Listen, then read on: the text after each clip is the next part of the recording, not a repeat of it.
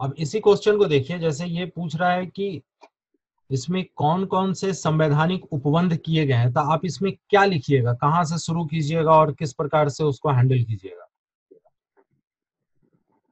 कुछ ध्यान में है? कॉन्स्टिट्यूशनल प्रोविजन पूछ रहा है आपसे, तो कौन कौन से आर्टिकल इसमें लिखने पड़ेंगे?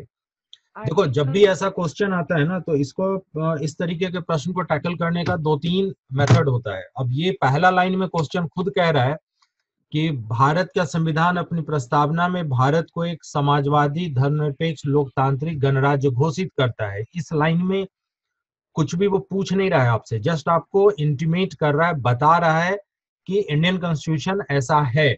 ठीक है। अब अगला पार्ट में ये पूछ रहा है कि इसको क्रियान्वित करने के लिए कौन कौन से संवैधानिक उपबंध किए गए हैं, कॉन्स्टिट्यूशनल प्रोविजन कौन कौन से हैं जो इसके लिए है अभी हमारे पास। अब अगर मान लेते हैं कि जब भी हम लोग क्वेश्चन का आंसर करते हैं, तो आपको पहले भी पता है, बताया भी है कि आंसर के लिए आप जरूरी है कि आप शुरू जब भी करेंगे तो एक स्टार्ट होगा क्वेश्चन का, जो उसका बॉडी होगा, और पहले स्टार्ट के बाद तब उसके बाद बॉडी का पार्ट बनता है जो मेन होता है, और तब आप कंक्लूजन पे जाते हैं। यही है। अब जब स्टार्ट करने के लिए कह रहे हैं, तो ऑलरेडी कह रहा है कि ये चीज भारत का संविधान इसको घोषित करता है। ठीक है। तो आप कहां से शुरुआत कर सकते हैं? एक तो शुरुआत कर सकते हैं किस संवैधानिक संशोधन के द्वारा इसको जोड़ा गया था? 42। तो आप ये लिख सकते हैं कि 42वें संविधान संशोधन के द्वारा भारतीय संविधान में समाजवादी धर्मनिरपेक्ष शब्द को समाहित किया गया प्रस्तावना में। हालांकि इनकी जो संकल्पना है वो संविधान में आरंभ से ही मौजूद रहे हैं। ये स्टार्ट हो गया आपके क्वेश्चन का कि आप कहां उसको लेके जाना चाहते हैं, जिसको आप इंट्रो कहते हैं। ठीक है ना। आंसर हमेशा टू द पॉइंट होना चाहिए, थोड़ा सा भी डेविएशन नहीं चाहिए, इसलिए क्योंकि इसमें बहुत कुछ आपको लिखना है। ठीक है ना। तो सबसे पहला पार्ट ये बन जाता है कि एक समाजवादी धर्मनिरपेक्ष वाला जो पोर्शन है उसको आपको बता देना है कि 42वें संविधान संशोधन में जोड़ा गया, लेकिन भारत के कॉन्स्टिट्यूशन में ये चीज पहले से मौजूद थी। अब यहां से जो एकदम जनरल आंसर जो लिखाएगा, बहुत स्पेसिफिक नहीं होगा, तो आपको पहले बताए हैं, समझाए हैं डिटेल में कि डीपीएसपी में बहुत सारा प्रोविजन है, जो प्रोविजन आपका एक प्रकार से अगर देखिए तो समाजवादी और आर्थिक दृष्टिकोण से है। ये समाज और अर्थ के हिसाब से बहुत सारे प्रावधान किए गए हैं डीपीएसपी में। ठीक है। अब इन प्रावधानों को अगर देखिएगा कि कौन कौन से प्रावधान है, तो आप देखिए तो आर्टिकल नंबर 38। ठीक है, एक एक करके उसको आपको लिखना होगा क्योंकि संवैधानिक प्रावधान पूछ रहा है। तो पहला पार्ट में एकदम शॉर्ट करके इंट्रो, उसके बाद सीधे बॉडी वाले पार्ट पे आ जाइएगा। तो बॉडी में सबसे पहले आर्टिकल नंबर 38 लिखना होगा। ठीक है। तो इसमें क्या कहता है कि लोक कल्याण की अभिवृद्धि के लिए सामाजिक व्यवस्था बनाएगा।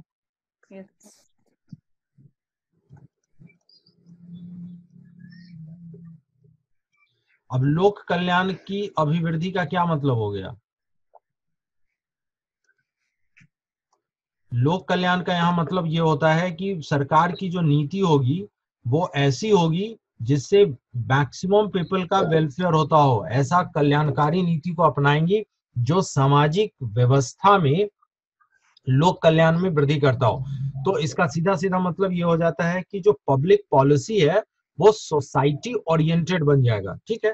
तो आपको बहुत ज्यादा एक्सप्लेन करने का स्कोप नहीं है, क्योंकि सीधा पूछ रहा है कि कॉन्स्टिट्यूशनल प्रोविजन बताइए, तो आपको इसको फैक्चुअल ही लिखना पड़ेगा। अगर थोड़ा सा भी एनालिसिस करने जाइएगा तो इतना ज्यादा आपके पास कंटेंट है कि आप लिख नहीं पाइएगा। दूसरा आर्टिकल अगर आप देखिए तो आर्टिकल नंबर 39। अब इसमें क्या है कि राज्य के लिए कुछ दिशा निर्देश है, यही है ना, कि राज्य किस प्रकार से अपनी नीतियों को लागू करेगा। अब राज्य के लिए जो दिशा निर्देश है इसमें देखिए, तो पहला चीज इसमें आता है कि सभी पुरुष एवं महिला को जीविका का पर्याप्त साधन उपलब्ध कराएगा। ठीक है ना। एक तो ये प्रोविजन है।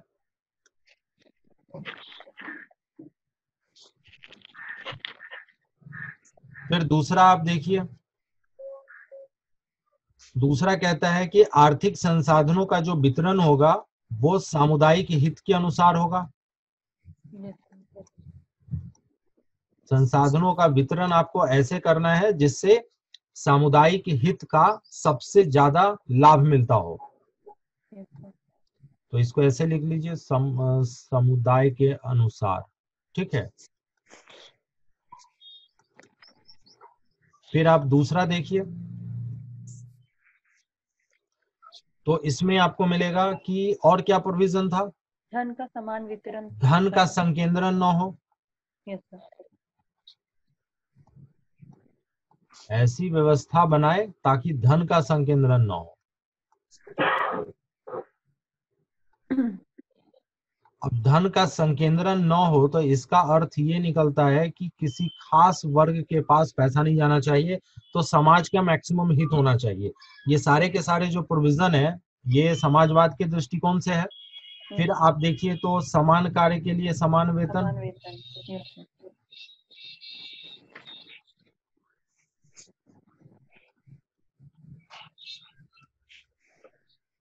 ठीक है। इसके बाद फिर देखिए दूसरा और क्या होगा, ऐसा व्यवस्था करेगा ताकि शोषण न हो। किसका? महिलाओं का, बच्चों का या वृद्ध वर्ग के लिए ऐसी नीतियां बनाए ताकि उनका शोषण नहीं के बराबर हो। एक मिनट।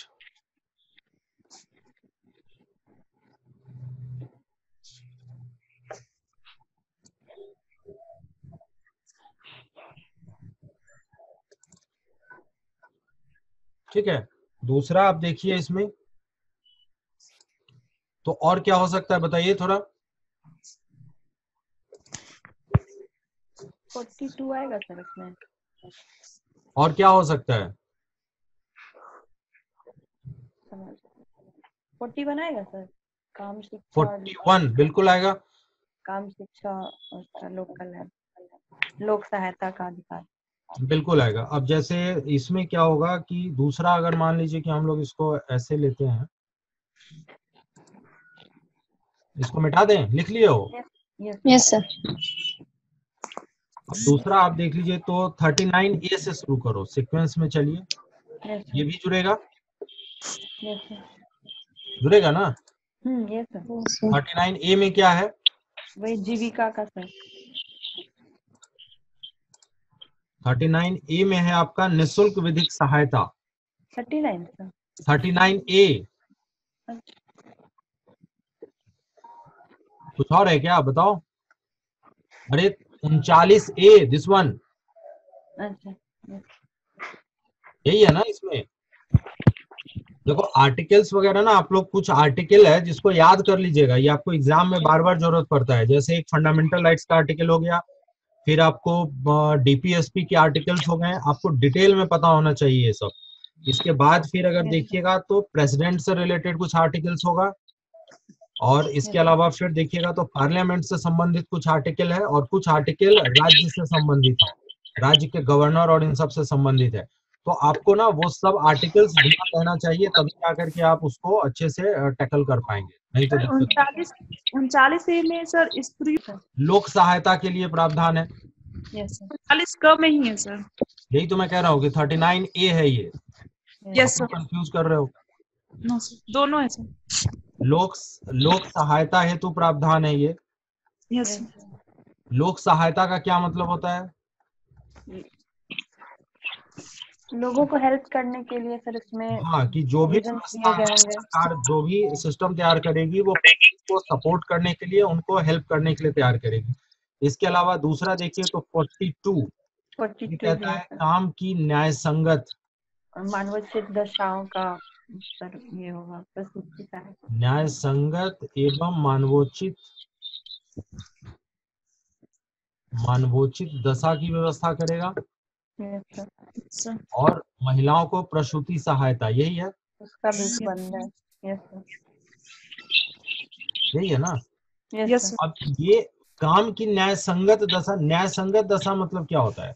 कि वैसी परिस्थितियां निर्मित की जाएगी जहाँ पे काम करने की जो दशा है, कंडीशंस है, वो मनुष्यों के अनुरूप होना चाहिए। ऐसा नहीं है कि आप काम कर रहे हैं तो वहां पे आपको जानवर की तरह व्यवस्था में आपसे काम करवाया जाए, तो ये स्थिति अच्छा नहीं माना जाता है। ठीक है ना? तो एक तो ये हो गया।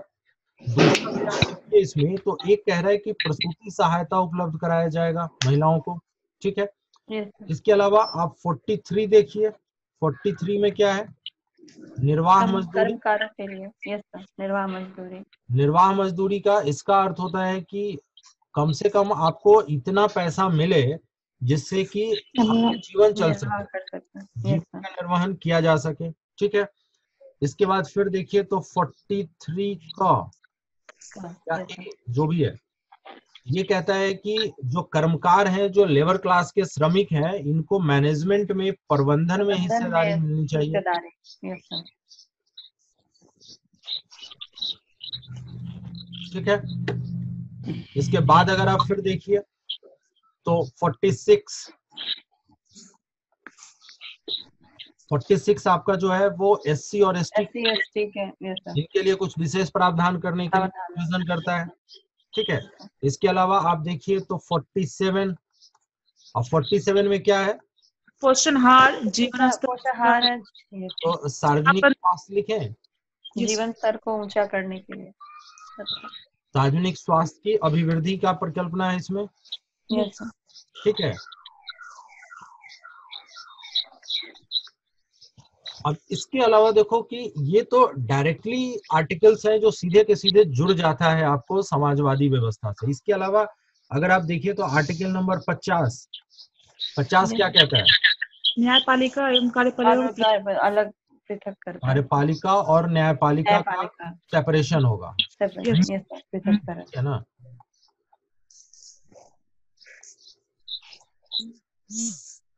अब इसका क्या अर्थ है? ये समाजवाद के साथ इसलिए जुड़ जाता है क्योंकि कहीं पर भी न्यायपालिका और कार्यपालिका में किसी प्रकार को लेकर के रिफ्ट नहीं होना चाहिए। ठीक है, वो इम्पोर्टेंट है। सर हाँ बोलो। ये 42 है सर, काम की न्याय संगत, और 24 अधिकार का सर, वो दोनों में कुछ रिलेशन है क्या सर? किसमें 24 मौलिक अधिकार का सर, और ये 42 काम की न्याय संगत। अभी आ रहे हैं, हाँ है ना, अभी आ रहे हैं उस पे। यस। जैसे इसमें आप देखिए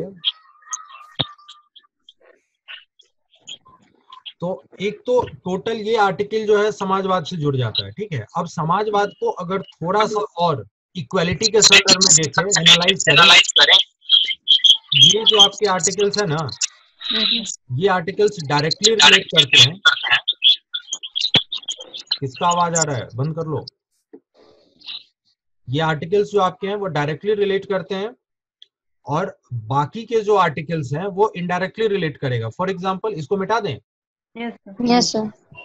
इसको अगर आप देखिए तो अब अगर समाजवाद को आप ऐसे समझिए, ये सब में थोड़ा थोड़ा मोटा मोटा आएगा। जैसे समाजवाद है और धर्मनिरपेक्षता है, ये दोनों का सबसे बड़ा आधार क्या है, ये क्यों ऐसा रखा गया?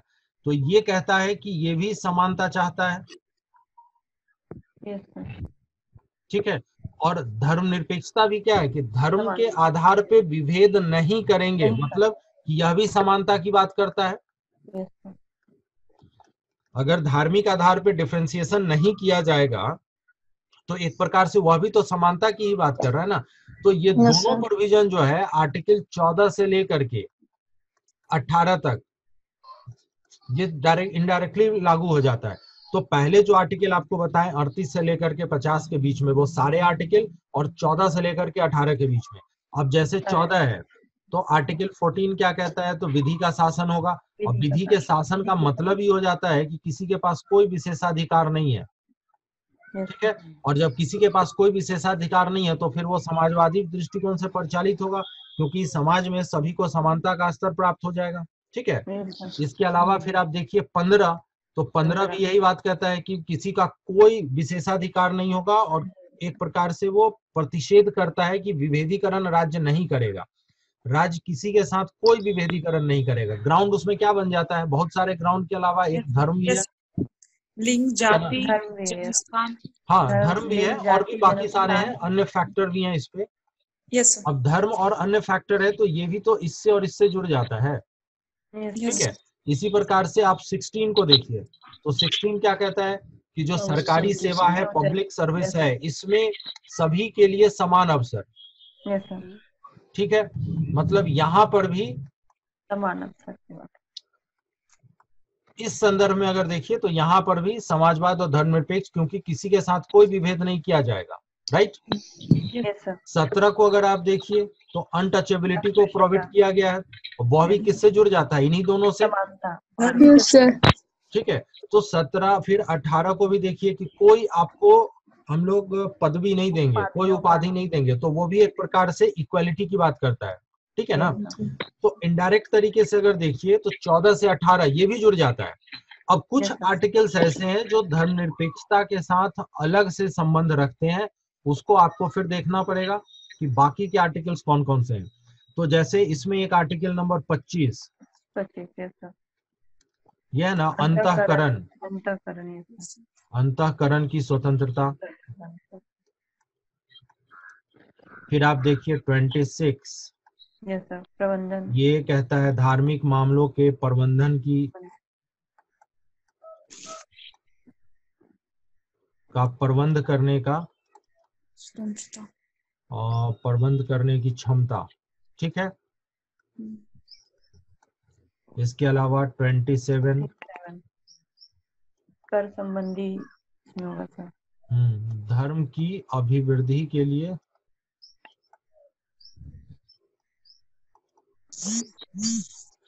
कर न देने का अधिकार,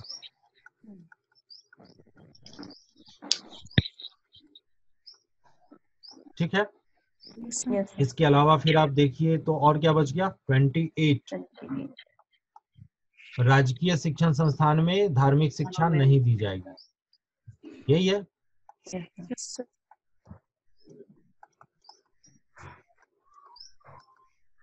में धार्मिक शिक्षा का प्रतिषेध,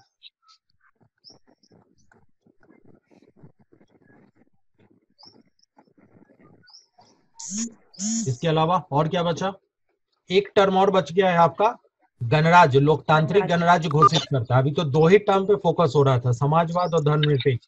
अब लोकतांत्रिक गणराज्य के विषय में क्या लिखेंगे, मिटा दें इसे। Yes sir. Yes, sir. अब लोकतांत्रिक गणराज्य वाले में अगर देखिए तो गणराज्य किसको कहते हैं, याद होगा आपको, yes sir, इलेक्टेड होता है जहाँ प्रतिनिधि जहाँ पे राष्ट्रपति जो होगा वो निर्वाचित होगा, यही है ना। Yes sir. तो राष्ट्रपति निर्वाचित होगा तो वह गणराज्य होगा। तो ऐसा प्रावधान कहाँ है, आर्टिकल 52 आपसे कहता है कि भारत में एक राष्ट्रपति होगा जो कार्यपालिका का प्रधान होगा, ठीक है। उसके बाद इसका जो निर्वाचन की प्रक्रिया और उसका शर्त, कंडीशन क्या है, ये दोनों 54 और 55 में, यस सर। ठीक है। सॉरी 54-55 में तो निर्वाचन की विधि है, 58 में 58 में योग्यता है ये, योग्यता है सर, ठीक है ना। 52 में तो एक होगा राष्ट्रपति और बाकी 54 और 55 उसमें कंडीशंस लगाता है कि कैसे निर्वाचन किया जाए। तो ये जो दोनों है इसको अगर 58 के साथ डायरेक्टली मिलाइएगा तो 58 सीधा सीधा आपसे क्या कहता है कि भारत में राष्ट्रपति कौन होगा, तो पहला ही क्राइटेरिया है कि भारत का नागरिक होना चाहिए, ठीक है ना। तो अब ये मिला जुला करके इतने आर्टिकल हैं जिसको इस क्वेश्चन में लिखना था, कैसे लिखिएगा। जो बार बार आप लोग से कहते हैं ना कि आंसर पे थोड़ा राइटिंग पर फोकस कीजिए, राइटिंग पे दिमाग दौड़ाइए, तो आप लोग समझ नहीं पाते। इसमें इतना ज्यादा लिखना था आपको कि 14 से 18 भी लिखना है, 38 से लेके 50 भी लिखना है, और 52, 54, 55, 58 ये सब भी लिखना है। पार्लियामेंट से रिलेटेड जो भी है उसको भी एक बार चर्चा होना चाहिए। तो इसको फ्रेमिंग कैसे कीजिएगा, किस तरीके से लिखिएगा। आपके पास वर्ड लिमिट अगर देखिएगा तो 300 से लेकर के 350, अगर आपकी राइटिंग स्पीड बहुत फास्ट है तो आप 400 तक लिख सकते हैं, ठीक है ना। लेकिन इसको डायरेक्टली आंसर पे आना पड़ेगा। इंट्रो वाले पार्ट पे अगर आपने 50 शब्द भी दे दिया तो आपके लिए ये सुसाइडल हो जाएगा, क्योंकि बाकी का कंटेंट छूट जाएगा। आप कैसे लिखेंगे, इसका राइटिंग का बेस्ट तरीका क्या हो सकता है कि आप आर्टिकल्स को मेंशन कीजिए कि आर्टिकल ये में ये बातें कही गई हैं, लेकिन उस आर्टिकल को इलॉबरेट मत कीजिए। जैसे आपने आर्टिकल नंबर 39, आर्टिकल नंबर 38, इन सब में सीधा सीधा प्रोविजन क्या रखा गया है कि राज्य ऐसी व्यवस्था बनाएगा जो समाज के सभी वर्गों के लिए हितकारी होगा, ठीक है। और 39 में उसी के लिए, उसी को और कारगर बनाने के लिए कुछ नीतियों की चर्चा कर दी गई। तो 39 के सारे प्रावधान को न लिख करके एकदम शॉर्ट कर दीजिए, ठीक है ना, कि समाजवादी दृष्टिकोण के अनुसार संविधान का अनुच्छेद 39 सबसे ज्यादा प्रभावकारी है, जहां पे संसाधनों का वितरण, धन का संकेंद्रण न होने, शोषण के विरुद्ध सुरक्षा, समान कार्य के लिए समान वेतन और महिलाओं और पुरुषों में किसी भी प्रकार का विभेद का प्रतिषेध किया गया है, ठीक है ना, या प्रतिषेध का निर्देश दिया गया है। तो एक इसको शॉर्ट कर दिए 39 के सारे प्रोविजन को। अब इसके बाद जब दूसरा पार्ट लिख रहे हैं आप कि उसमें जैसे 41 हो गया, 42 हो गया, 43 हो गया, तो ये सब छोटा छोटा है, तो इन सबको भी आप अलग से मेंशन करते हुए जा सकते हैं कि ये सारे प्रावधान इसमें रखे गए हैं, ठीक है ना। 326 हो जाएगी सर? क्या 326 भी तो आएगा सर? हाँ, बहुत सारे आर्टिकल हैं जो आएंगे इसमें, ठीक है ना।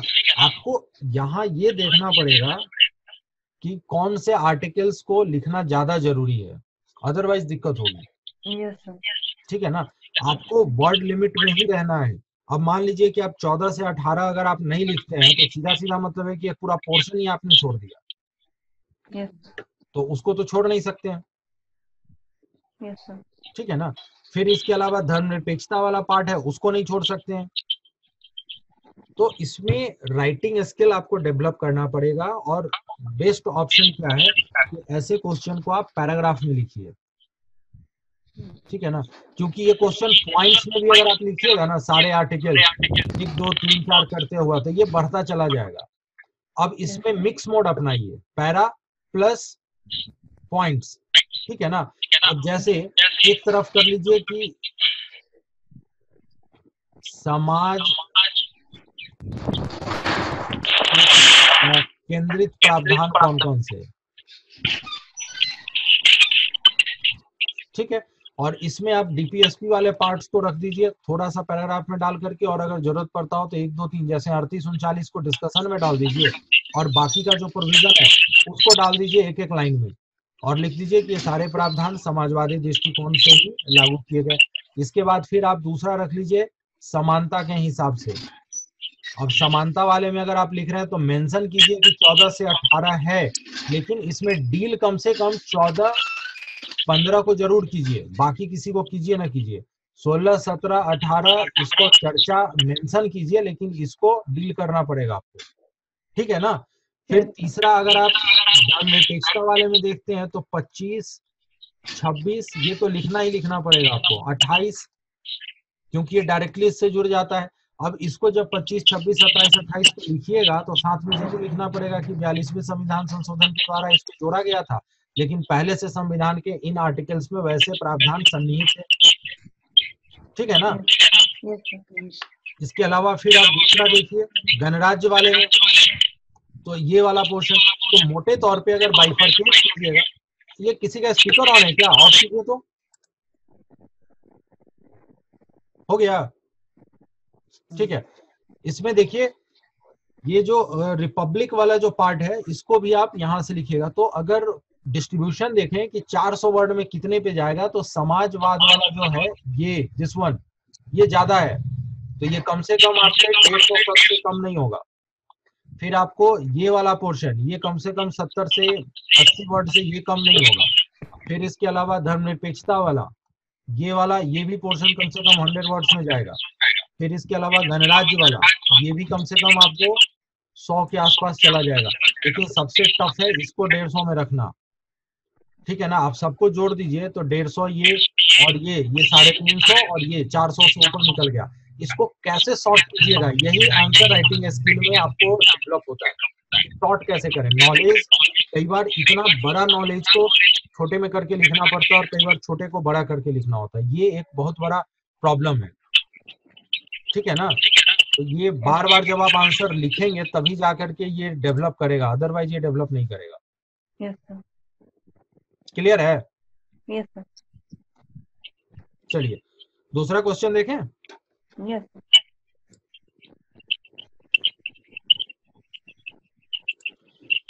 दूसरा क्वेश्चन है आपका, भारत में राज्य की राजनीति में राज्यपाल की भूमिका का आलोचनात्मक परीक्षण कीजिए। अब ये क्वेश्चन कंट्रोवर्शियल क्वेश्चन पूछा था, और साथ में कि क्या वह केवल एक कठपुतली मात्र है, यही सवाल था ना।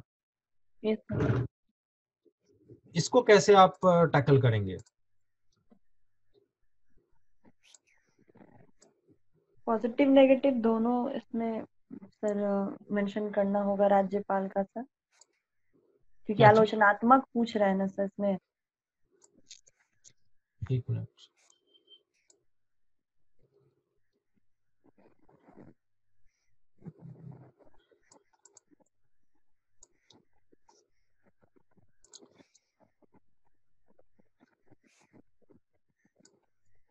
इसमें देखिए कि भारत में राज्य की राजनीति में राज्यपाल की भूमिका का आलोचनात्मक परीक्षण कीजिए, विशेष रूप से बिहार के संदर्भ में क्या वह एक कठपुतली है।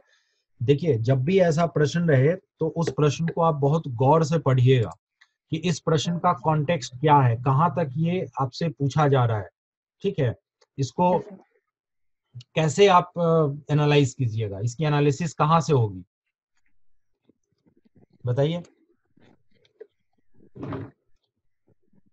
सर तो मतलब बेसिकली ये राज्यपाल की भूमिका के बारे में पूछ रहा है सर, वो भी आलोचनात्मक परीक्षण इसमें बोल रहा है सर।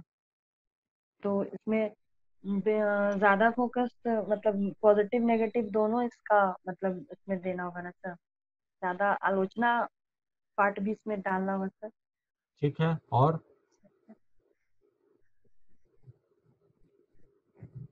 क्या हो सकता है? देखो इस क्वेश्चन को और बेहतर एनालिसिस कीजिए, इतना आसान ये क्वेश्चन नहीं है, बहुत कंट्रोवर्शियल क्वेश्चन पूछा है कि इसमें क्या क्या हो सकता है। जैसे पहले पार्ट में आपसे पूछ दिया कि राज्यपाल की भूमिका, ये टर्म यूज किया जा रहा है कि राज्यपाल की भूमिका को बताइए। तो पहली चीज है कहाँ पे ये भूमिका बतानी है आपको, तो राजनीति में। राज्य में राज्यपाल की क्या भूमिका होती है ये नहीं पूछ रहा है।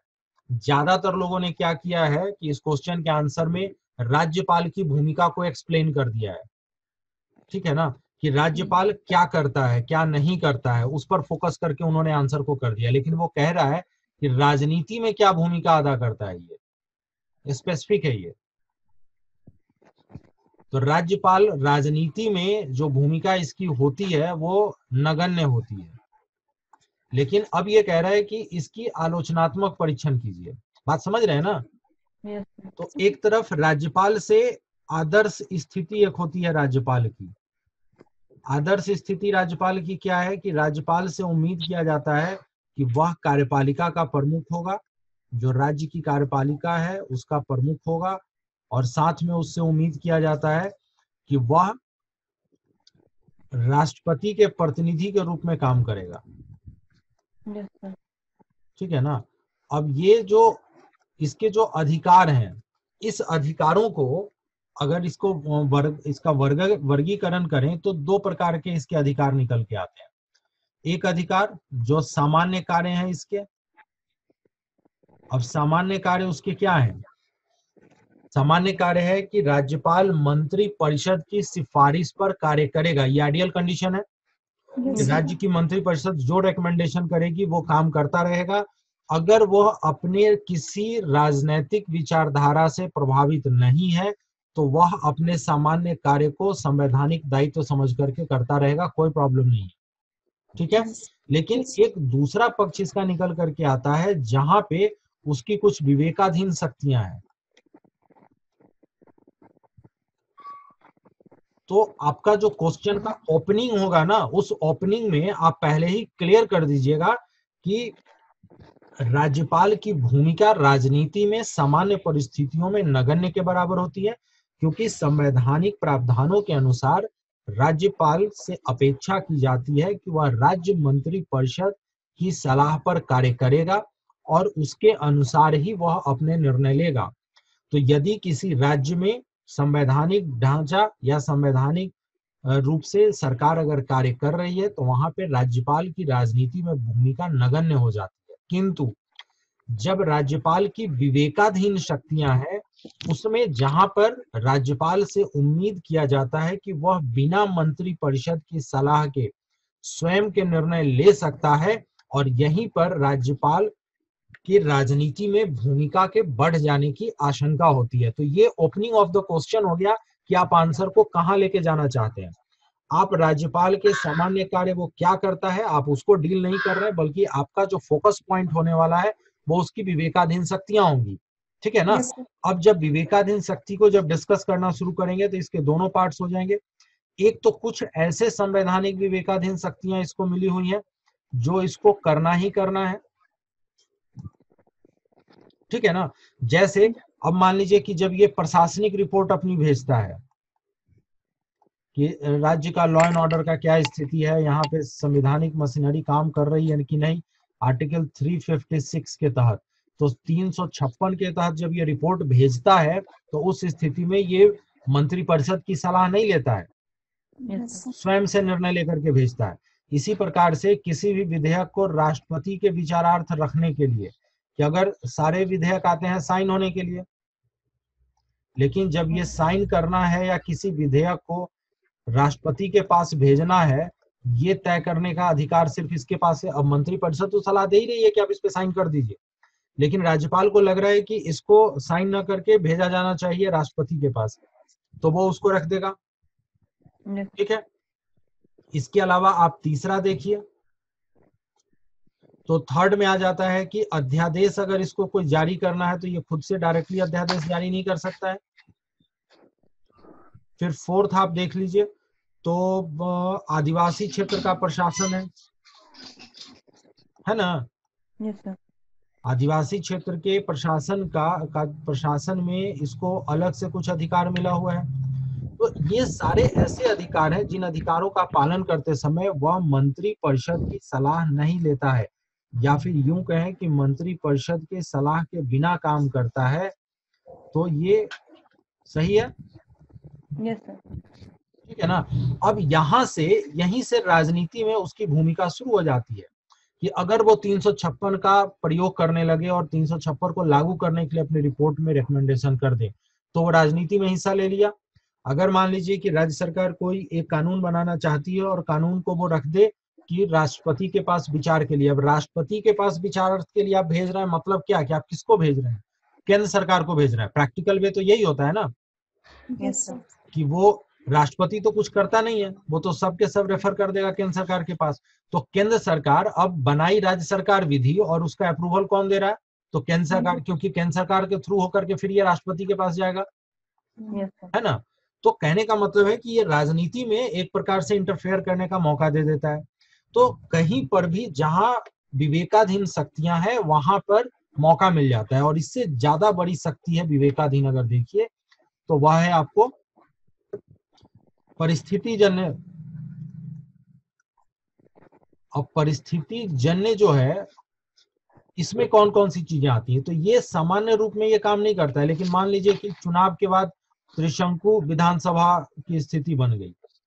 अब त्रिशंकु विधानसभा में जहां पे किसी एक दल को बहुमत नहीं मिला हो, तो सरकार बनाने के लिए किसे आप निमंत्रण करेंगे? ये राज्यपाल का विशेषाधिकार है और उस पर कोई क्वेश्चन नहीं कर सकता है, क्योंकि उसमें कॉन्स्टिट्यूशन प्रोविजन ये कहता है कि राज्यपाल को जिसके विषय में संज्ञान हो जाए या जिसके विषय में लगे कि वह इस कार्य को कर सकता है और उसको जनता का या पॉलिटिकल पार्टी का समर्थन मिलेगा और वह सरकार बना सकता है, उसको वो बुला सकता है।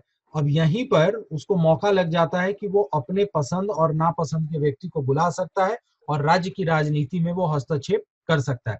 इसके अलावा देखिए, तो अगर कोई सरकार को बहुमत खत्म हो रही हो या फिर किसी कारण से, किसी परिस्थिति से अगर बहुमत समाप्त हो गया और कोई दूसरा दल सरकार बनाने के लिए दावा करता है, तो सदन में बहुमत सिद्ध करने के लिए जो समय दिया जाता है वो इनके द्वारा दिया जाता है, राज्यपाल के द्वारा। ठीक है ना? Yes sir. अब जैसे अभी देखिए कर्नाटका में क्या हुआ, कर्नाटका वाले केस में राज्यपाल ने बहुत अधिक समय दे दिया था येदियुरप्पा को, जिसको सुप्रीम कोर्ट ने बोला कि नहीं ये कम करके यथाशीघ्र कीजिए। तो अगर मान लीजिए इसके पहले आप देखिए तो झारखंड में हुआ था कि किसी एक पॉलिटिकल पार्टी को आपने 2 दिन का ही मौका दिया कि 2 दिन में बहुमत सिद्ध करो। तो होता क्या है कि अब बहुमत सिद्ध करने के लिए कितना समय राज्यपाल देगा ये राज्यपाल के ऊपर है। अब अगर किसी को आपने मौका ज्यादा दे दिया तो इसका मतलब है कि खरीद फरोख्त करने के लिए आपने उसको ज्यादा टाइम दे दिया कि वो अपने दल में किसी को शामिल कर सकता है, इन्फ्लुएंस कर सकता है। तो ये सारे के सारे सिचुएशन बन जाते हैं जिसकी वजह से भारत में राज्य की राजनीति में राज्यपाल की भूमिका बढ़ जाती है। अब सवाल का पार्ट था कि बिहार के विशेष संदर्भ में क्या हुआ था। बिहार में एक्चुअली जो बैकग्राउंड बनता है बिहार का वो 2005 का है। मिटा दें इसे। 2005 में अगर देखिए तो इलेक्शन होता है और इसमें उस समय के तत्कालीन गवर्नर थे बूटा सिंह, और बूटा सिंह ने उस वक्त जदयू को सरकार बनाने के लिए रिकमेंडेशन नहीं दिया था और इनको आमंत्रण नहीं किया था, क्योंकि उस वक्त कांग्रेस की सरकार थी सेंटर में और यहाँ पे लालू यादव की जो राष्ट्रीय जनता दल थी और सुशील मोदी और नीतीश कुमार, ये तीनों के तीनों अलग पॉलिटिकल फ्रेम के थे और सबकी अपनी अपनी राजनीति थी। लोकल पॉलिटिक्स इसमें ज्यादा था। नतीजा ये हुआ कि कांग्रेस के इन्फ्लुएंस में आकर के बूटा सिंह ने जदयू या फिर एनडीए को सरकार बनाने के लिए नहीं बुलाया, और जब एनडीए को नहीं बुलाया और अनावश्यक इसमें लगभग 1.5 महीना का समय लग गया। बार बार ये एनडीए के द्वारा दावा पेश किया जाता था और इसके बाद इन्होंने 356 लगाने का रिकमेंडेशन कर दिया था 1.5 महीने के बाद। ठीक है, और ये इतना इंटरेस्टिंग था कि रात में 2 बजे केंद्र की सरकार ने इसको अप्रूवल दिया और उस वक्त जो तत्कालीन राष्ट्रपति थे वो कहीं विदेश दौरा पे थे, रूस गए हुए थे, और रात के 2 बजे उठ करके उन्होंने उस रिकमेंडेशन पे साइन किया था और बिहार में रातों रात 356 लग गया था। तो ये सीधा सीधा दिखा था कि बूटा सिंह के द्वारा जो कार्य किया गया था वो राज्य की राजनीति में हस्तक्षेप किया गया था। ठीक है ना, और इसी वजह से बाद में सुप्रीम कोर्ट ने बहुत ही एडवर्स कमेंट इस पर किया। तो अधिकांश जगह पे देखा जाता है, अब देखिए ये अलग से मैं रेफरेंस बता रहा हूँ, ये इस क्वेश्चन का पार्ट नहीं है। जैसे सेम चीज अगर आप देखिए तो उत्तराखंड में भी हुआ था कुछ समय पहले, 2 साल 3 साल पहले, जब उत्तराखंड की सरकार को गिरा दिया गया था और राज्यपाल ने फिर वहां पे भाजपा की सरकार बनाने में मदद की थी और बाद में हाईकोर्ट में वो हार गए थे तो सरकार को फिर से रिस्टोर कर दिया गया था। ठीक है ना, तो राज्यपाल का पद सेंसिटिव होता है और अगर वो राजनीति में हिस्सा लेंगे तो फिर वो स्थिति ठीक नहीं होती है। क्लियर है? तो बिहार वाले रेफरेंस में आपको 2005 वाला रेफरेंस देना था। अब इसमें एक जो क्वेश्चन पूछ दिया गया कि कठपुतली मात्र है, तो अब सबसे बड़ा चीज है कि कठपुतली ये किसकी होगा, बताइए। केंद्र सरकार। केंद्र सरकार का कठपुतली क्यों? क्योंकि देखिए क्योंकि पहली चीज है कि नियुक्ति तो राष्ट्रपति के द्वारा होती है, राष्ट्रपति का मतलब Yes, होता है कि वो केंद्र के द्वारा नियुक्त हुए हैं। दूसरा, जो इनका कार्यावधि है, कितने समय तक ये कार्य करेंगे, राष्ट्रपति के प्रसाद पर्यंत, मतलब राष्ट्रपति की जब तक इच्छा होगी तब तक वो अपने पद पे बनेंगे। और राष्ट्रपति की इच्छा का मतलब क्या हुआ, मंत्रिमंडल की इच्छा। यस तो ये जो दोनों चीज है, और तीसरा चीज ये मिलता है इसमें कि जो व्यक्ति है, जो राज्यपाल है, इसको अपने कार्यावधि के बाद अच्छे पद की लालसा, ठीक है ना, या फिर टेन्योर एक्सटेंशन का उम्मीद कि अब होता है ना कि एक जगह के राज्यपाल को ट्रांसफर कर दिया गया कि आप दूसरे जगह का राज्यपाल चले जाइए बन करके। तो ये सारी की सारी जो व्यवस्था है ये इनको मौका दे देता है कि ये केंद्र सरकार के इशारे पर काम करने लगते हैं। ठीक है ना, और वर्तमान समय में ऐसे कई मौके आए हैं जहां पे ये देखने को मिलता है कि जो राज्यपाल का पद है वह वास्तव में एक प्रकार से कई बार केंद्र की राजनीति का एक अंग बन जाता है और राज्य की राजनीति में वो हस्तक्षेप करने लगता है। ठीक है, तो अब आपसे पूछ रहा है कि क्या वह कठपुतली मात्र है, तो वह कठपुतली मात्र नहीं है, लेकिन कई परिस्थितियां, कई ऐसे मौके मिलते हैं या कई ऐसे प्रावधान है संविधान के जिसकी वजह से उसकी निर्भरता केंद्र सरकार के ऊपर बढ़ जाती है। इसलिए कुछ उदाहरण ऐसे दिखते हैं जहां पे राज्यपाल के द्वारा जो कर्तव्य का निर्वहन किया गया वो लगता है कि केंद्र सरकार के प्रतिनिधि के रूप में या उनकी राजनीति के दृष्टिकोण से किया गया। लेकिन यह सिर्फ कठपुतली मात्र नहीं है, बल्कि इसके पास बहुत सारे संवैधानिक अधिकार हैं। अगर मान लीजिए कि वो राज्यपाल केंद्र सरकार के दिशा निर्देश का पालन न करे तो ज्यादा से ज्यादा क्या होगा, उसको हटा देगा, यही होगा ना, उसकी कार्यावधि समाप्त करके उसको कहीं और भेज देगा कि या उसको पद से ही हटा देगा। ठीक है, तो ये डिपेंड करता है कि कौन व्यक्ति राज्यपाल है, उसके ऊपर डिपेंड करता है कि वो इस परिस्थिति को कैसे हैंडल करता है। ठीक है ना सर, इसमें तो 2010 वाला भी घटना भी देना जरूरी हो जाता है ना सर? कैसे? 2010 वाला घटना जो वो महागठबंधन का सरकार था, उसके बाद जो है सो बीजेपी का आया, तो ऐसे पूछ रहा हूँ उसमें राज्यपाल कहाँ है? जैसे बोला गया कि सबसे बड़ा दल आरजेडी था, लेकिन उसको जो है सो आमंत्रित नहीं करके फिर से वो ये एनडीए के गवर्नमेंट को जो है कोई बहस नहीं है, बोला गया नहीं, कॉन्स्टिट्यूशन में कहीं लिखा हुआ है कि सबसे बड़े दल को बुलाया जाएगा। एक दिशा निर्देश है सुप्रीम कोर्ट के जजमेंट में, लेकिन साथ में उसका नीचे वाला पॉइंट पढ़िए तो उसमें भी दिखा है या राज्यपाल जिसको समझे कि ये सरकार बना सकता है और चला सकता है। सिर्फ बड़ा दल हो जाने से आपको अधिकार मिल जाएगा, ये कहीं नहीं लिखा हुआ है।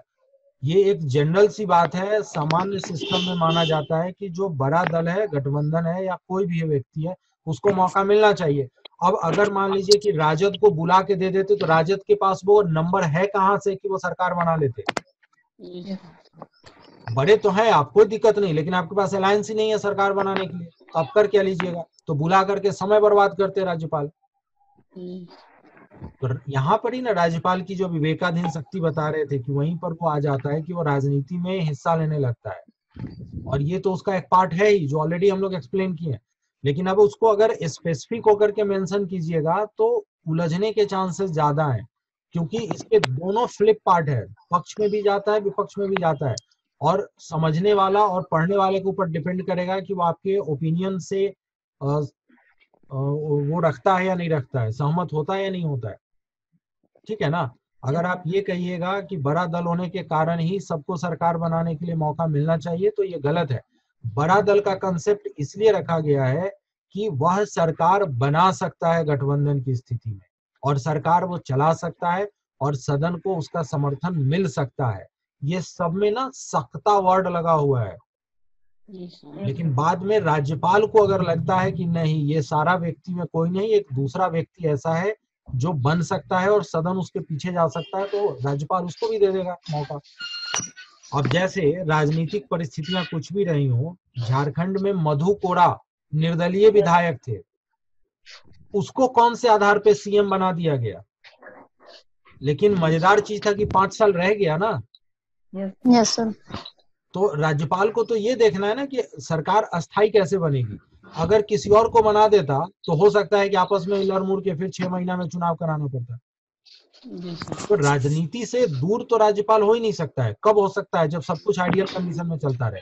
लेकिन जैसे ही राज्यपाल की विवेकाधीन शक्तियां कार्य करने लगेंगी और राज्यपाल अपनी विवेकाधीन शक्तियों को थोड़ा सा भी बायस्ड होकर के यूज करने लगेगा तो दिक्कत हो जाएगी। अब जैसे 356 का ही है तो बहुत सारे आर्टिकल्स या बहुत सारे ऐसे मौके आते हैं कि 356 का प्रयोग किया जा सकता है। अगर राज्यपाल लिख के ही दे दे कि हाँ 356 करके पलट दीजिए, जैसे बूटा सिंह ने क्या किया था। राजनीति में बेशर्मी की एक हद होती है और उसको वो पार कर कि 1.5 महीना तक आपने इंतजार किया कि किसी भी प्रकार से सरकार बन जाए कांग्रेस और इन सब की, चूंकि वो केंद्र से उसी दल से संबंधित थे, उनकी राजनीति में रहे थे, तो पूरा प्रयास किया आपने, नहीं हुआ तब आप पलट गए। तब आपने पलटा ये कि विधानसभा को ही भंग कर दो। ठीक है ना? ये लिख लोगे जी? दूसरा सवाल देखिए।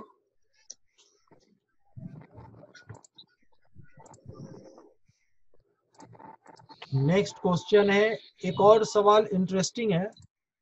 इसमें अभी थोड़ा सा हम देख रहे थे, कुछ मॉडल आंसर भी कुछ लोगों के द्वारा जहीं तहीं फेसबुक वगैरह पे डाला गया है, बट थोड़ा संभल करके उन चीजों को प्रयोग करना।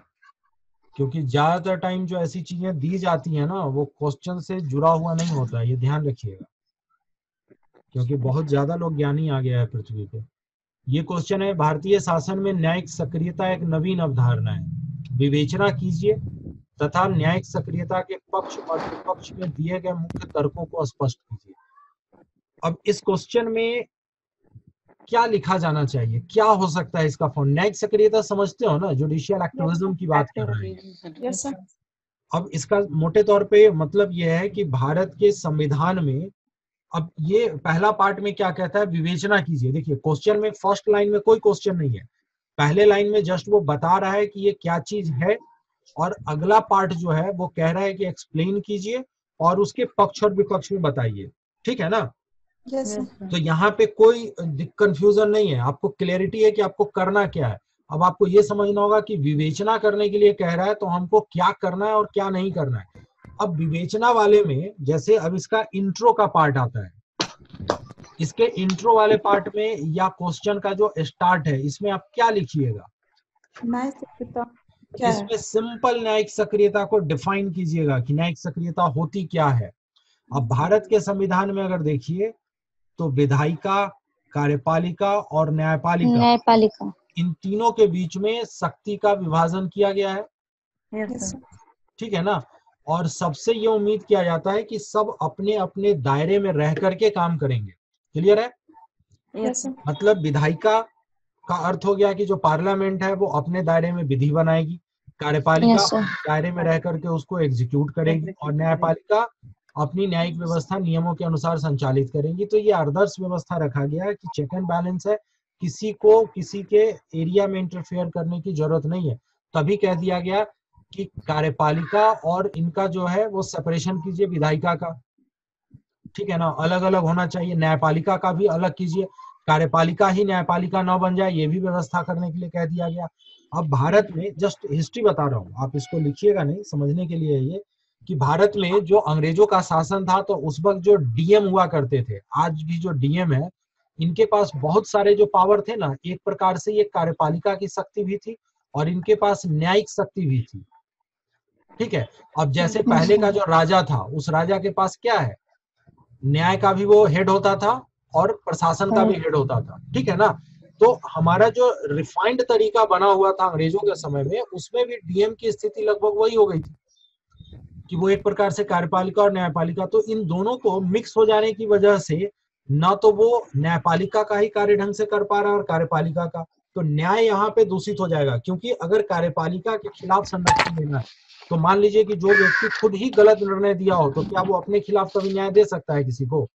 नहीं दे सकता। तो होता क्या था कि इसको अलग अलग सेपरेट किया गया कॉन्स्टिट्यूशन में, और सबको अलग अलग पार्ट पे रख दिया गया कि आप अपने अपने दायरा में रहेंगे और दायरा के बाहर ना जाएंगे। लेकिन जो न्यायिक सक्रियता है ये कहता है कि जब न्यायपालिका अपने दायरे को छोड़ करके जब कभी ऐसा लगने लगे कि ये कार्यपालिका के दायरे में या विधायिका के दायरे में जाने लगती है, तो इसको हम कहते हैं कि ये जुडिशियल एक्टिविज्म हो गया, कि न्यायपालिका सक्रिय हो गई है और वो दूसरे के स्थिति में जा रही है। अब इसका स्वरूप क्या है? जब ये दो स्वरूप आपको बता रहे, ये सब स्टार्ट के बाद विवेचना में डालिएगा। ठीक है ना? पहला पार्ट तो डेफिनेशन, और अभी इस पे जा रहे हैं हम लोग, इस वाले पोर्शन पे कि विवेचना कीजिए। अब विवेचना जब करेंगे तो देखिए कार्यपालिका, अब ये इसको ऐसे समझिए कि न्यायपालिका, कार्यपालिका और विधायिका का कौन सा काम कर रहा है। अब जैसे मान लीजिए कि न्यायपालिका कभी अगर विधि की कमी को पूरी करने लगे, विधि की कमी का मतलब कानून कि किसी टॉपिक पर कोई कानून नहीं है, उस स्थिति में जो ऑर्डर पास कर दिया वही लॉ बन जाता है। आप पढ़े हैं कि सुप्रीम कोर्ट का एक प्रोविजन है कि अगर कानून नहीं है तो उसका जो जजमेंट है वो अपने आप में एक लॉ के बराबर होता है। तो जैसे अभी ट्रिपल तलाक का मामला है, ट्रिपल तलाक में जब तक कि केंद्र सरकार कोई प्रोविजन लेके नहीं आती है तब तक जो ऑर्डर था वही एक प्रकार से लॉ बन गया था, वही कानून था। ठीक है ना? तो इसका मतलब ये हो गया कि न्यायपालिका विधायिका का ये काम कर रही थी। ठीक है? अब अगर मान लीजिए कि न्यायपालिका कार्यपालिका का काम करने लगे, जैसे चारा घोटाला मामला, अब चारा घोटाला मामला में प्रतिदिन इसकी सुनवाई होगी केस की, ये कौन तय कर रहा है? और इसका डायरेक्ट मॉनिटरिंग कौन कर रहा है? न्यायपालिका। यस इसी प्रकार से आप देखिए तो 2G घोटाला का मामला था, इसमें भी कार्यपालिका का पूरा जो कार्य है वो न्यायपालिका खुद कर रही है। तो ये सारे के सारे इसके पार्ट्स बन जाते हैं। अब आप गलती कहाँ कर रहे हैं वो मैं बता रहा हूँ। जो बाकी का मैंने कुछ लोगों के आंसर और फॉर्मेट देखे हैं कि यहाँ पे PIL का इतिहास बताया जा रहा है। बकवास है ये सब कभी गलती मत कीजिएगा। जिस क्वेश्चन का डिमांड नहीं होता है ना उसको नहीं लिखना चाहिए। लिख दीजिएगा, इंप्रेशन खराब होगा, टाइम बर्बाद होगा, वर्ड जाएगा आपका, नंबर काट लेगा बुरी तरीके से।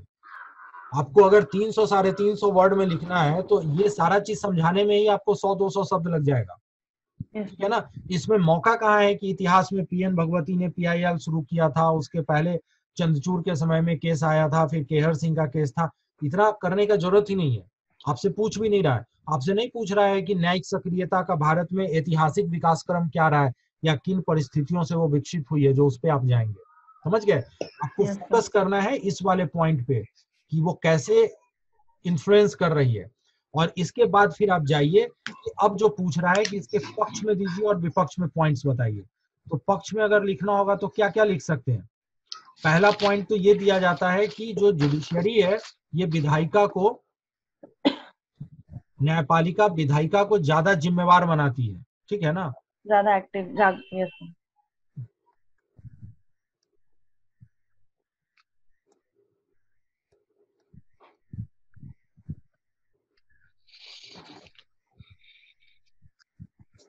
विधायिका को उत्तरदायी बनाती है। दूसरा पार्ट क्या लिख सकते हैं, दूसरा पॉइंट लिख सकते हैं कि लोकतंत्र में ये जन कल्याण हेतु समान उत्तरदायित्व का निर्वहन करता है या समान रूप से जिम्मेवारी उठाता है। मतलब ये कि यहाँ पे आपको पॉजिटिव पॉइंट में रखना है कि हमारा प्रस्तावना कहता है कि भारत एक लोक कल्याणकारी राज्य होगा, तो लोक कल्याणकारी राज्य बनाने के लिए सिर्फ विधायिका क्यों जिम्मेवार हो, सिर्फ कार्यपालिका क्यों जिम्मेवार हो, न्यायपालिका भी जिम्मेवार है इक्वली। तो न्यायपालिका अपने उस उत्तरदायित्व का वहन कर रही है, ठीक है। तीसरा, ये कार्यपालिका को और अधिक जिम्मेवार बनाता है। जिम्मेदार बनाता है।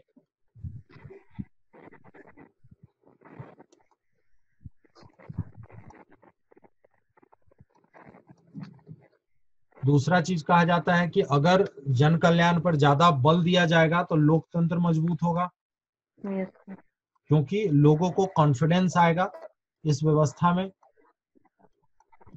ठीक है। अब ये और क्या पॉइंट्स हो सकता है बताइए। दूसरा है कि तानाशाही की प्रवृत्ति पर रोक लगती है,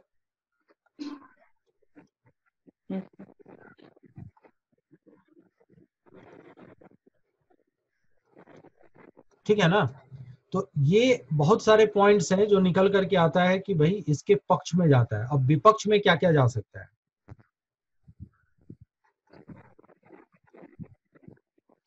विपक्ष में क्या क्या पॉइंट्स जाता है बताइए, कुछ ध्यान है।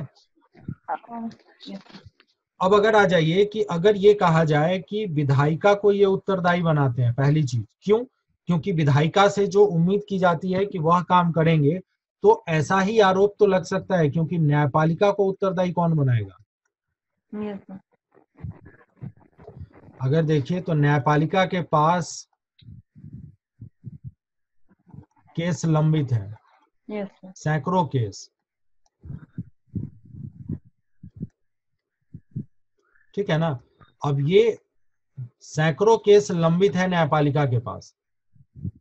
ये जो स्थिति निकल करके आ रही है, एक तरफ आप अगर कह रहे हैं कि विधायिका अपना काम नहीं कर पा रही थी तो इसलिए हमने इंटरफेयर किया, राइट। अब यहाँ पे यही आरोप तो आप पे भी लग रहा है कि आप भी अपना काम नहीं कर पा रहे हैं, हजारों केस आपके पास भी लंबित है, तो इसके लिए जिम्मेवारी कौन लेगा, ठीक है। दूसरा चीज ये आता है सेकेंड पॉइंट में, अगर देखिए तो शक्ति के जो पृथक्करण का सिद्धांत है उसके खिलाफ है ये।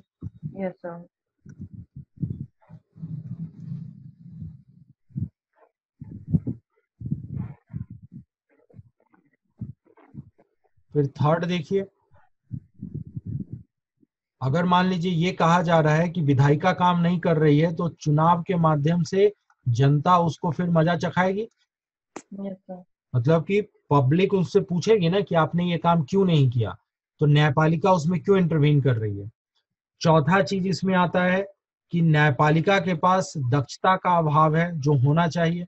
अब दक्षता कौन सी, अब मान लीजिए कि विधायिका है, तो विधायिका का काम क्या है, विधि बनाना। विधि बनाने की भारत में एक प्रक्रिया है, कोई भी कानून बनता है तो उसके बहुत सारे पक्ष विपक्ष देखे जाते हैं कि पैसा कितना लग सकता है, कितना हमारे पास रिसोर्स मौजूद है, और कितने टेक्निकल लोग हमारे पास मौजूद हैं किसी काम को करने के लिए। तो सदन में ये सारे बात पे चर्चा होने के बाद ही ना कोई विधि बनता है। तो विधि बनाने का जो एक्सपर्टाइज है वो तो विधायिका के पास है, न्यायपालिका के पास तो है नहीं। तो न्यायपालिका अगर कोई ऐसा विधि बना भी देती है तो उस विधि का जो बाकी के सारे एस्पेक्ट है उस पे सही उतरने की संभावना कम हो जाती है, ठीक है ना, क्योंकि बहुत ज्यादा डिस्कशन उस पे नहीं किया गया है। इसके अलावा फिर आप देखिए तो यही दक्षता का पॉइंट अगर आप कार्यपालिका के संदर्भ में देखिएगा, यहाँ भी सही है। yes. कार्यपालिका के विषय में भी आपके पास दक्षता का अभाव है। फॉर एग्जाम्पल मान लीजिए कि जो न्यायपालिका है वो कहे कि पूरे देश भर से जो कचरा है उसको आप 1 सप्ताह में साफ कर दीजिए। अब ये सवाल है कि 1 सप्ताह में पूरे देश से कचरा हटा लेने के लिए जो रिसोर्सेस रिक्वायर्ड है, कितना मैन पावर चाहिए होगा, कितने मशीन चाहिए होंगे, किस प्रकार से उसको डिस्पोज किया जाएगा, कैसे आप ट्रांसपोर्ट करेंगे, कहाँ डंप करेंगे, डंप करने के बाद पोल्यूशन नहीं फैलेगा, इसके लिए सारी व्यवस्था करनी होगी। ये व्यवस्था कौन कर सकता है, कार्यपालिका। उनको पता है ना कि मशीनरी कौन सी लगेगी, कहाँ रखेंगे, कितना समय लगेगा। ये दक्षता तो ये सिर्फ कार्यपालिका के पास है। तो न्यायपालिका अगर ऐसा कभी भी कुछ कह देगी तो नतीजा ये होगा कि ना तो कार्यपालिका उसको सही से इम्प्लीमेंट कर पाएगी और ना ही विधायिका। और वैसे केसेस में क्या हो जाएगा कि दक्षता का अभाव होगा और मानहानि के केस बढ़ जाएंगे, ठीक है ना। तो कंटेम्प्ट ऑफ कोर्ट का केस जो बढ़ेगा, कोर्ट की अवमानना जो है वो बढ़ जाएगी। और ये फिर छठा पॉइंट लिखिए, इसको मिटा दें। छठे पॉइंट में आ जाइए कि इससे फिर लोकतंत्र कमजोर हो जाएगा। ठीक है। 7वां पॉइंट है कि ज्यादा से ज्यादा अगर जुडिशियल एक्टिविज्म किया जा रहा है तो ये एक प्रकार से न्यायपालिका की तानाशाही होगी। न्यायपालिका की तानाशाही इसलिए क्योंकि ये अपना काम को छोड़ करके दूसरे के काम में इंटरफेयर कर रहे हैं, ठीक है ना। तो इस वजह से ये आरोप लगाया जाता है कि भारत में जो अत्यधिक जुडिशियल एक्टिविज्म का प्रयोग होता है वह खतरनाक है और वह लोकतंत्र के खिलाफ है, ठीक है। Yes sir. इसमें कोई दिक्कत। अब इसके बाद कंक्लूजन आपको दे देना है बैलेंस करते हुए, क्योंकि पक्ष विपक्ष दोनों पूछा है ना, और जो सिस्टम है तो इसमें निष्कर्ष आप देंगे वो बैलेंस करते हुए निष्कर्ष दीजिएगा। बैलेंस करने का मतलब यह है कि न्यायपालिका ने न्यायिक सक्रियता का पालन करते हुए भारत के लोगों के विकास के लिए और उनको और जन कल्याण के लिए सरकारों को उन्मुख किया है, कार्यपालिका को उन्मुख किया है, इसलिए भारत के लोकतांत्रिक ढांचे में ये बहुत ही महत्वपूर्ण है। दूसरी तरफ अगर मान लीजिए कि जुडिशियल एक्टिविज्म का ज्यादा प्रयोग होने से अगर न्यायपालिका की अति सक्रियता लोकतंत्र के विरुद्ध जाता है तो दुनिया में सबसे ज्यादा जुडिशियल एक्टिविज्म का प्रयोग करने वाला अमेरिका का न्यायपालिका है, लेकिन वहां पर भी लोकतंत्र कमजोर नहीं हुआ है। तो अत्यधिक जुडिशियल एक्टिविज्म से लोकतंत्र कमजोर होता है ऐसा बिल्कुल भी नहीं है। लेकिन हाँ, यह बात सही है कि अतिशय न्यायिक सक्रियता से न्यायपालिका को भी बचना चाहिए और उन मामलों में विशेषकर जहां विशेषज्ञता की आवश्यकता होती है वहां पर उनको दूर रहना चाहिए, ठीक है ना। तो इसमें आपको समर्थन भी करना है उसको और एक बाउंड्री लाइन भी खींच करके आगे बढ़ना होगा। क्लियर है? Yes sir. एक दूसरा है आपका क्वेश्चन, जो ये आसान सा प्रश्न है। बहुत अधिक राजनीतिक दल का भारतीय राजनीति के लिए अभिशाप है।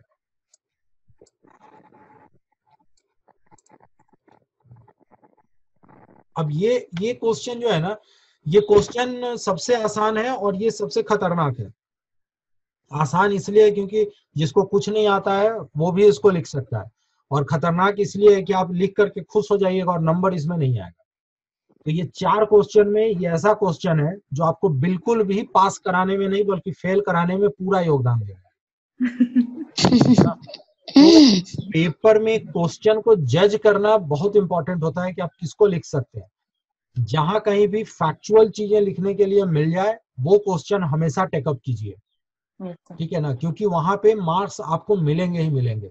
लेकिन ये जो क्वेश्चन है कि बहुत अधिक राजनीतिक दल भारतीय राजनीति के लिए अभिशाप है, आप इस पे कीजिएगा क्या, ये तो एक लाइन में ही इसका आंसर खत्म हो जाता है कि हाँ ये अभिशाप है। अब इसमें आप बैठ करके आप इधर उधर करिएगा बैठ, मतलब फिर भी अब ऐसा क्वेश्चन जब लिखना ही पड़ जाए तब क्या करेंगे।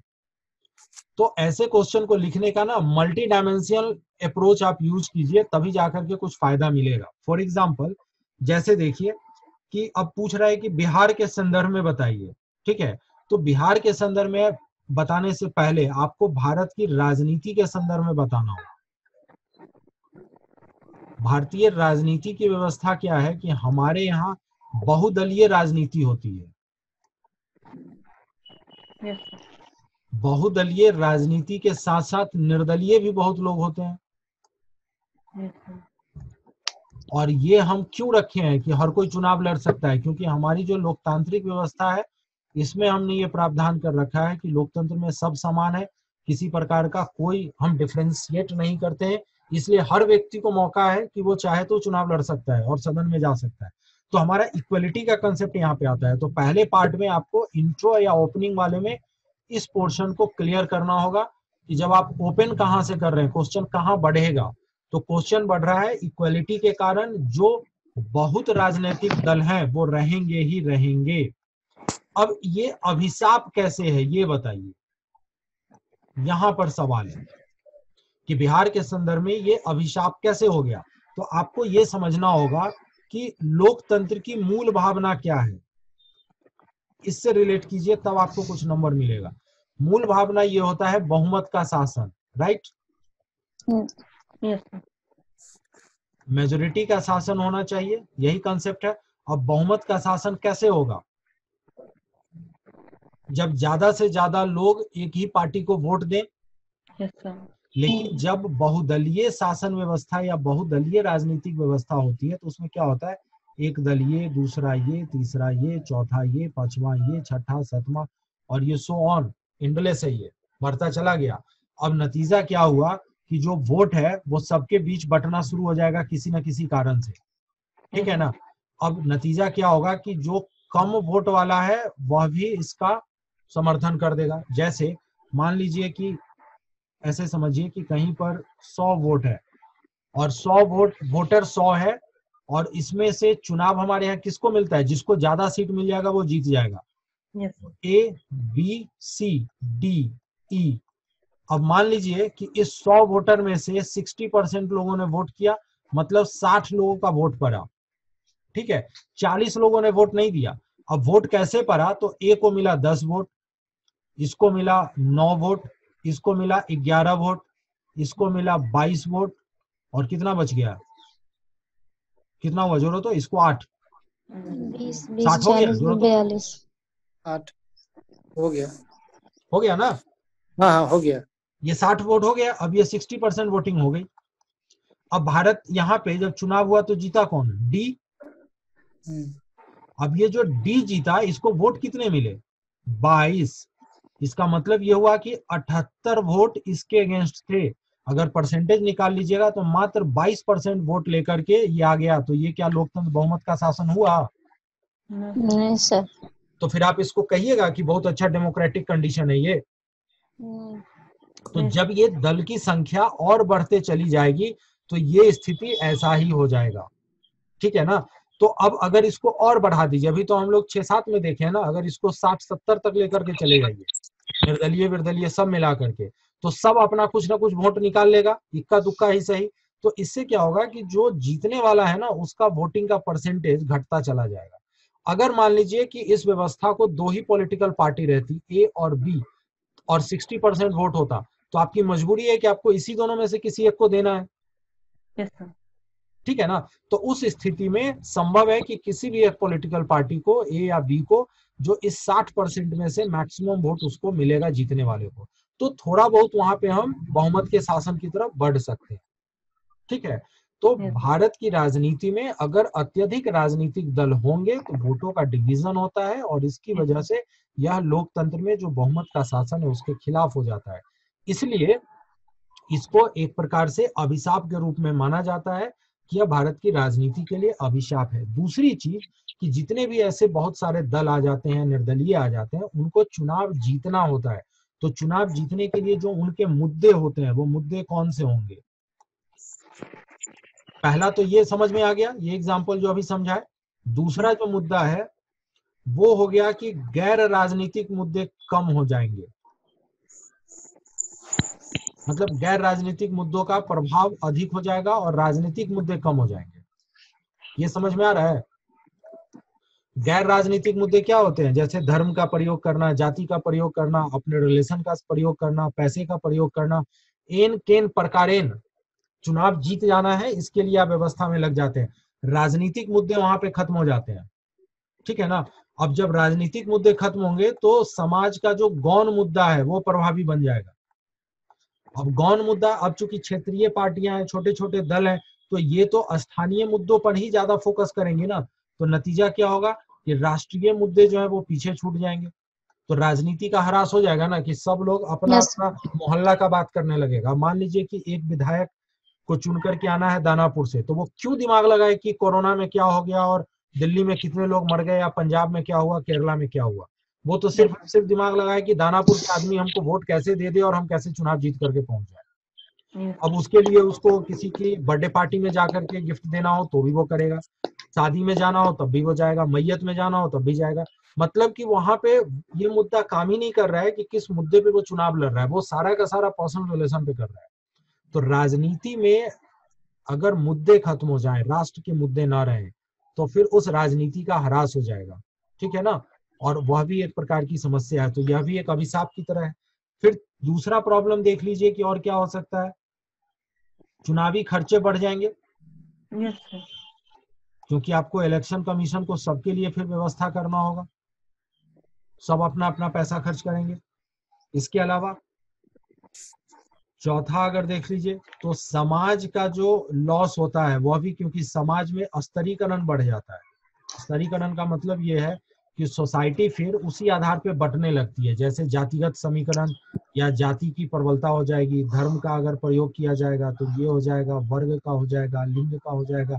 अब मान लीजिए कि इसको समझने के लिए कि कोई एक पॉलिटिकल पार्टी है सिर्फ महिला की ही बात करे और उसी आधार पे महिलाओं को लामबंद करने लगे, तो ये भी तो एक प्रकार से गलत ही है। और राजनीति जो होती है वो समाज का ही एक प्रकार से प्रतिनिधित्व करती है।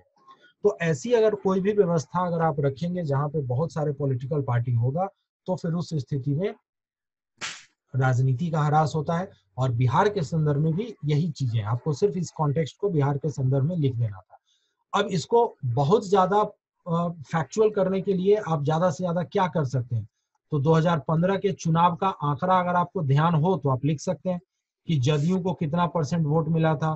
तो लगभग इसको पूरे बिहार में देखिएगा तो 16.8% ही वोट मिला था। राजद को अगर देखिए कि इसको कितना मिला था, तो ये लगभग 18.4% वोट मिला था। बीजेपी को अगर देखिए तो इनको लगभग 24.4% वोट मिला था।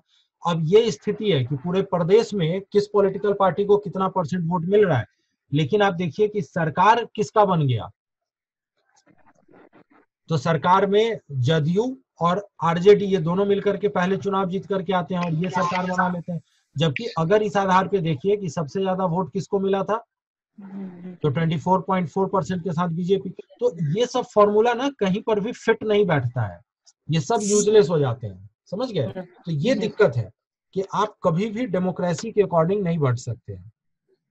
ये सारे इस तरीके से क्वेश्चन है, तो थोड़ा सा ना आप अपना एनालिटिकल कैपेसिटी भी बढ़ाइए और राइटिंग स्किल भी डेवलप कीजिए, क्योंकि क्वेश्चन बहुत एनालिटिकल, बहुत डीपली जा करके पूछ रहा है। तो कैसे आप उसको संभालिएगा ये आपके मेहनत के ऊपर डिपेंड करता है। ठीक है, और कुछ पूछना है? नहीं ना? हाँ बोलो।